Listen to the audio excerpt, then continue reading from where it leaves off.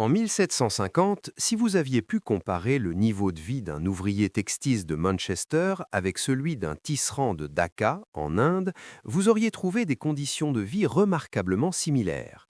Même espérance de vie, même revenu par habitant, même dépendance aux cycles agricoles. L'historien Kenneth Pomeranz l'a prouvé avec des données précises. En 1750, l'Europe ne surclasse pas encore le reste du monde. 100 ans plus tard, en 1850, le tableau est radicalement différent. L'Angleterre produit la moitié de l'acier mondial. Elle tisse la moitié des tissus de coton consommés sur la planète. Elle contrôle les 2 tiers du commerce maritime mondial. Et l'Inde, qui était en 1750 le premier exportateur textile du monde, importe désormais ses propres tissus fabriqués en Angleterre. Que s'est-il passé en un siècle? Un seul mot: l'industrialisation. Mais derrière ce mot se cache un mécanisme économique précis, contre-intuitif, et dont les conséquences structurent encore aujourd'hui les inégalités entre les nations. L'histoire officielle vous raconte la révolution industrielle comme une série d'inventions géniales: la machine à vapeur de James Watt, le métier à tisser mécanique, la locomotive. Des hommes brillants qui ont changé le monde. La réalité économique est plus banale et plus instructive. Imaginez Thomas Savery. Nous sommes en 1700, dans le comté de Devon, en Angleterre. Savery est propriétaire d'une mine de charbon. Son problème n'est pas philosophique, il est pratique et urgent. Sa mine s'inonde en permanence. Plus les galeries s'enfoncent en profondeur pour atteindre le charbon, plus l'eau souterraine s'y accumule. Des centaines d'hommes travaillent à temps plein uniquement pour évacuer cette eau à la main, à la chaîne, seau par seau. C'est ruineux, c'est lent, et cela mange une part croissante de ses bénéfices.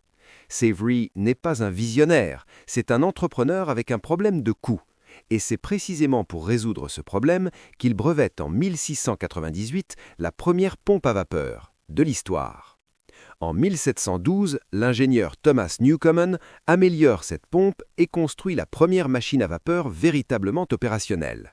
Elle ne sert pas à faire avancer des trains ou à faire tourner des usines, elle sert uniquement à pomper l'eau des mines. Parce que les mines de charbon anglaises sont particulièrement profondes et parce que sans charbon, les forges anglaises s'arrêtent. C'est une contrainte économique précise, exactement comme la prise de Constantinople avait contraint les marchands européens à chercher une nouvelle route maritime qui crée l'incitation à inventer. 60 ans plus tard, en 1769, James Watt améliore considérablement la machine de Newcomen. Sa version consomme 4 fois moins de charbon pour le même travail. L'efficacité explose. Et rapidement, les industriels comprennent que cette machine ne sert pas qu'à pomper de l'eau. Elle peut faire tourner n'importe quelle mécanique. Les moulins à tisser, les marteaux de forge, les soufflets de hauts fourneaux. Pour la première fois dans l'histoire humaine, la production ne dépend plus de la force des bras, du vent ou des rivières, elle dépend du charbon. Et l'Angleterre en a des quantités colossales, directement accessibles à quelques kilomètres des côtes et des villes industrielles naissantes. La révolution industrielle ne commence pas dans un laboratoire de savants, elle commence dans la mine inondée d'un entrepreneur qui refusait de continuer à payer des hommes pour vider l'eau à la main. La question qui dérange est la même qu'au siècle précédent. La Chine possédait du charbon, l'Inde avait une industrie textile avancée, la France avait des ingénieurs brillants. Pourquoi l'industrialisation commence-t-elle en Angleterre et nulle part ailleurs? 3 facteurs économiques précis convergent au même endroit au même moment. Le premier est la géographie du charbon anglais. Les gisements sont proches des côtes et des rivières navigables. Le coût de transport du charbon vers les villes industrielles est faible. En Chine, les gisements majeurs sont concentrés dans le nord du pays, loin des centres de production textile du sud. Le coût logistique rend l'industrialisation moins rentable. Le deuxième facteur est le coût de travail. En Angleterre, les salaires des ouvriers sont élevés, les plus élevés d'Europe au XVIIIe siècle. Ce détail contre-intuitif est décisif. Quand la main-d'œuvre est chère, les industriels ont une incitation économique forte à la remplacer par des machines. En Inde et en Chine, où la main-d'œuvre est abondante et bon marché, investir dans des machines coûteuses est moins rentable. Les salaires élevés anglais créent la demande d'automatisation. Le troisième facteur est institutionnel. L'Angleterre du XVIIIe siècle dispose d'un système de brevets qui protège les inventions et d'un marché financier capable de financer des investissements industriels à long terme. Un inventeur anglais peut espérer rentabiliser son invention. Un artisan chinois ou indien n'a aucune garantie similaire. Ces trois facteurs réunis créent un environnement unique, pas le génie anglais, la géographie, les salaires et les institutions. En 1750, l'Inde représente 25% du PIB mondial. Son industrie textile, les mousselines de Dhaka, les soieries de Bénarès, les cotonnades du Bengale, est la plus réputée au monde. Les nobles d'Europe portent du tissu indien. La Compagnie anglaise des Indes orientales fait fortune en exportant ses tissus vers l'Europe. Puis arrive l'industrialisation. Les usines textiles de Manchester, équipées de machines à vapeur, peuvent produire 1 mètre de tissu de coton en une fraction du temps et du coût qu'il faut à un tisserand indien. Entre 1815 et 1832, le prix du fil de coton anglais chute de 80%. Les tissus anglais deviennent moins chers que les tissus indiens sur le marché mondial. Mais voilà le mécanisme que l'histoire officielle oublie rarement de mentionner. La Compagnie anglaise des Indes orientales impose des droits de douane asymétriques. Les tissus anglais entrent en Inde avec des droits de douane minimaux. Les tissus indiens qui essaient d'entrer en Angleterre se heurtent à des droits de douane pouvant atteindre 70 à 80%. Le résultat est documenté par les archives coloniales britanniques elles-mêmes. Le gouverneur général de l'Inde écrit en 1834 que les plaines de l'Inde sont blanchies par les eaux des tisserands. Entre 1750 et 1900, la part de l'Inde dans le PIB mondial chute de 25% à 4%. La première industrie textile du monde est démantelée méthodiquement. L'Inde devient un fournisseur de coton brut et un marché pour les produits finis anglais.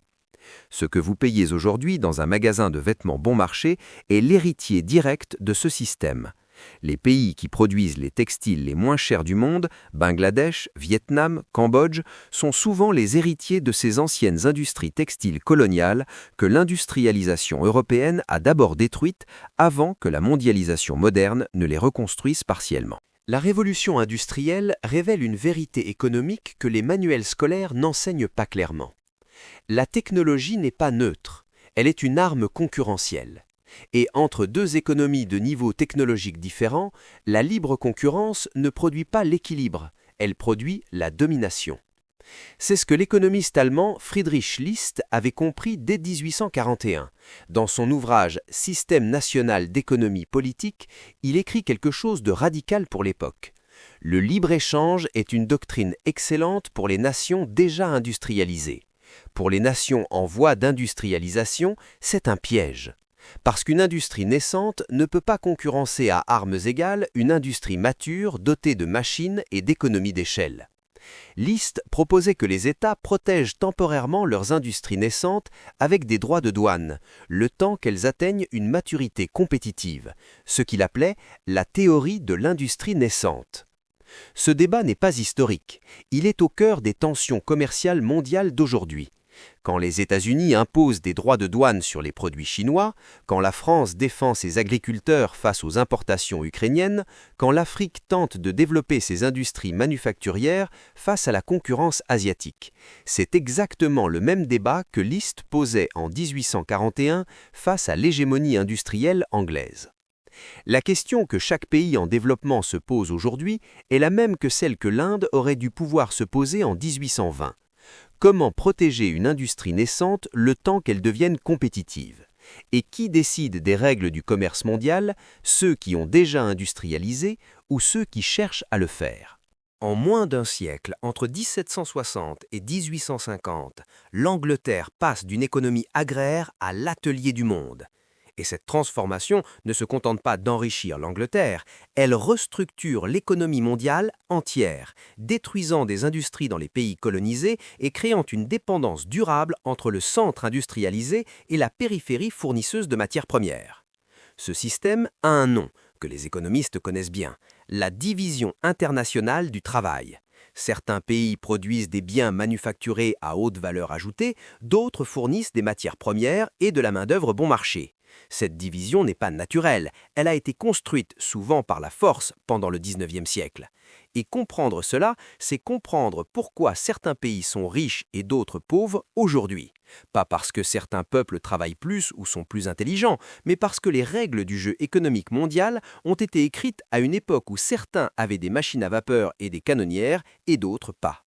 La prochaine fois que vous entendrez parler d'inégalité mondiale, de dette des pays du Sud, de politique de développement en Afrique, vous saurez maintenant d'où vient le déséquilibre. Il ne date pas d'hier, il date de 1700 dans la mine inondée de Thomas Savery dans le comté de Devon.